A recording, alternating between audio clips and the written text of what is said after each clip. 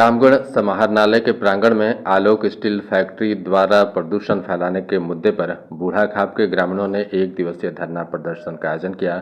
धरना प्रदर्शन में शामिल महिलाओं ने कहा कि उक्त फैक्ट्री द्वारा क्षेत्र में फैलाए जा रहे प्रदूषण से हम लोगों की फसल प्रभावित हो रही है।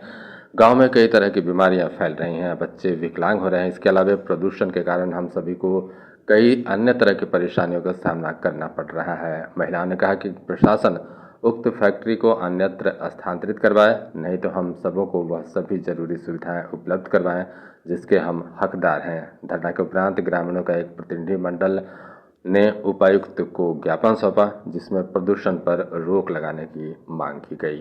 रामगढ़ से मोहम्मद शाहिद की रिपोर्ट। हम लोग का जीवन सुरक्षित रहे, जिस तरह से समान जीवन सब जी रहे हैं, हम लोग का भी अधिकार है कि हम लोग भी समान जीवन जिए। यहाँ पर देख रहे हैं कि जितने भी अधिकारी हैं उनके द्वारा अनदेखा, लगातार इतना आंदोलन करने के बाद में भी अनदेखा किया जा रहा है। अभी वहाँ जाके देखिए जीवन जीना कितना संभव हो यार, यहाँ का जीवन और उनके जीवन, हमारे जीवन में कितना प्रभाव है। दोनों में भिन्न भिन्नता है। हम लोग का मांग यही है कि वहाँ से जो भी प्रदूषण फैल जा रहा है, इसके कारण से बच्चे भी कुपोषित का शिकार हो रहे हैं, कुपोषण का, तो और हमारे ग्रामीण भी पूरी तरह से प्रभावित हो रहे हैं। उनके लिए स्वास्थ्य और उनकी जीवन की रक्षा के लिए जो सरकार की जिम्मेवारी दिया गया है उस पर वो होश में आए और जिला प्रशासन को ये मानना होगा कि वहां से जो आलोक का प्लांट है, आलोक स्टील का, उसको हटाना पड़ेगा, या तो फिर हमारे लिए वहां पर सुविधा देना पड़ेगा कि जाके ताकि हमारा जो भी वहां है बच्चा को किसी तरह का कोई दिक्कत ना हो, ग्रामीण सुरक्षित रहे और स्वस्थ रहे।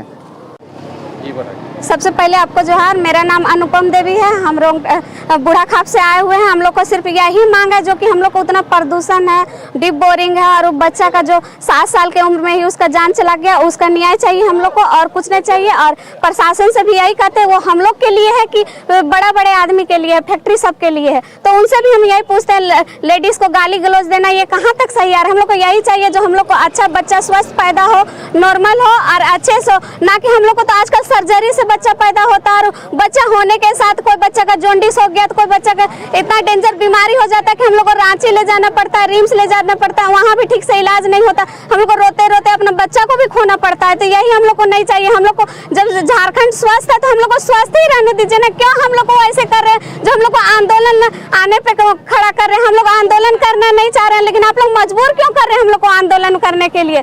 हम लोग को भी सुरक्षित चाहिए ना, जीवन जीने का अधिकार है, हम लोग को अधिकार चाहिए। बस, धन्यवाद। मेरा नाम है सुलेखा कुमारी, मैं बूढ़ाखाप की रहने वाली हूँ। मेरा ये फैक्ट्री से प्रदूषण बहुत मतलब प्रभावित है। ये प्रदूषण से हमको जीने का अधिकार चाहिए, और मेरा बच्चा, जितना बच्चा सब है उसको जीने का अधिकार चाहिए। और जैसे बच्चा सब विकलांग हो रहा है वो सब हम लोग को नहीं चाहिए। और जो तरह तरह का बीमारी जो निकल रहा है ना, वो सब हम लोग एक भी नहीं चाहते हैं। हम लोग सुरक्षित रहना चाहते हैं। और 10 तारीख को हम लोग सबसे पहले 10 तारीख को वहाँ धरना दिए थे। तो जो बड़ा बाबू है ना, वो बोले, कुजू थाना का प्रभारी बड़ा बाबू थे, वो बोले कि हम वार्ता कराएंगे 16 तारीख को, गेट के ही पास करवाएंगे अपने से। और वो सिग्नेचर किया है पेपर में। और वो जब आए, हम लोग वहाँ 3 बजे पहुँचे, तो 3 बजे बड़ा बाबू को फोन करते करते वो आया है 6 बजे। 6 बजे शाम हो गया तो बड़ा बाबू बोलने लगे कि यहाँ नहीं आएंगे, शुगर पेशेंट है, इतना आदमी देखेगा तो कुछ भी हो सकता है, वो सो नहीं आएंगे हम। और पूरा 12 बजे रात, और हम लोग साथ पूरा पकड़ के मारपीट पूरा हुआ है, प्रशासन के साथ पूरा हुआ।